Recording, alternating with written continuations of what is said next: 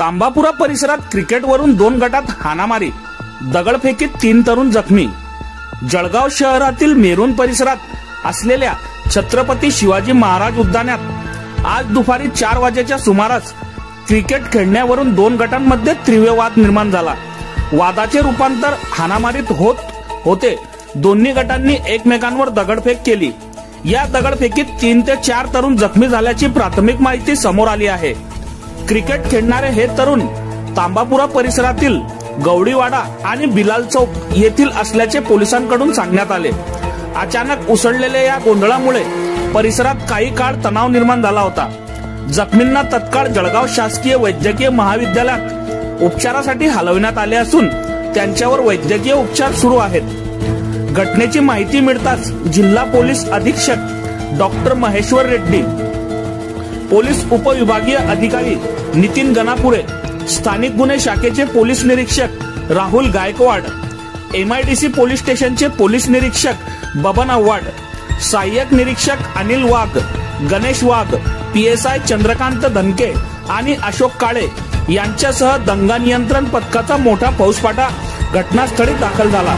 पोलिसांनी तत्काळ परिस्थितीवर नियंत्रण मिळवून परिसरात शांतता प्रस्थापित केली आहे। दगडफेक झाल्याची घटना सांगितली जाते, नक्की काय घटना आहे, कारण काय आहे, काय कारवाई करत आहेत पोलीस? आज दुपारच्या वेळेस मेरून तलावाच्या खाली जो JK पार्क आहे त्या ठिकाणी क्रिकेटची मॅच दर रविवारी खेळली जाते। त्यामध्ये वाद होऊन त्या मॅच संपल्यानंतर ते मुलं घरी आल्यानंतर दगडफेक झालेली आहे। 2 गटात वाद झाला आहे? हो। आणि यामध्ये आतापर्यंत कोणी जखमी झालं किंवा काय? अजून कोणी जखमी झाल्याचं अजून काही तशी माहिती मिळालेली नाही। नागरिकांना काय आव्हान असणार आहे आपलं? नागरिकांना आव्हान कोणताही गैरसमज करून घेऊ नये। सर्व सुरळीत चालू आहे। ते जे मुलांचे वाद झालेले आहेत ते दर रविवारी एकमेकांसोबत क्रिकेटची मॅच खेळत असतात, त्यामुळे त्यांच्यात किरकोळ वाद आहे आणि असं कोणतंही जाती आणि धार्मिक दंगल नाहीये।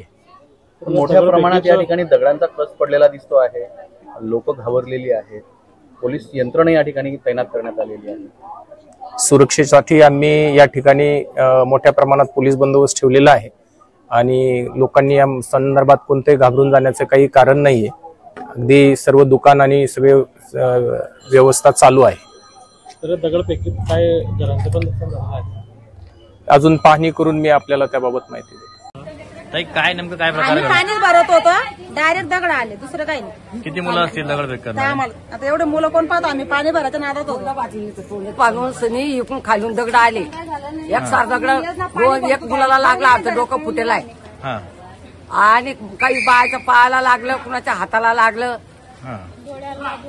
नंतर आमचे पोरं आले, 2-4 पोरं होतं। आमचे माणसं समजा कामाला जाते, हामाले कामाला जाते, कुणी दुधा पाण्याच्या कामाला जाते, गवळी लोक घरी काम करतात तर पोट भरतात। एक मुलाला लागलं ते तिकडे राहतो ते पाठदेवाड्यामध्ये। डोक्याला काय लागलं नाही, डोळ्याला लागलं, तोंडाला लागलं, दगड लागून गेलेला, ते मुलगा तिकडे खाल्ला। हे घरी आली तर तिकडे करायला त्याला आमच्या दुधाच्या गाड्या जाऊ देते मी। माझ्या नातूला आता 2 वर्ष झाली त्या गोष्टीला, पण आम्ही बायनी मोडामोडी केली। मेरा नाम रिजवान शब्बीर है। मैं ऑटो से आ रहा था, मेरे को ऑटो में से उतर के मारे। मेरी गाड़ी में लेडीज सीटा पटेल थे, मेरे को बोले नाम पूछा और मुस्लिम के ऊपर मेरे को मारे और बहुत मारे। लेडीज रो रही थी, मैं लेडीज को बचाने के अंदर मेरे को खतरा लग गया बहुत जोर से। ये बहुत मेरे को बहुत बेकार लगे। और पूरे हमारे घरों के अंदर ही इतने पत्थर चलाए इन्होंने, यहाँ से ये ईटा पड़े, पत्थर पड़े, देख लो। कितने बजे हुआ होंगे? ये देखो, ये अभी 15 मिनट पहले। कितने लोग थे?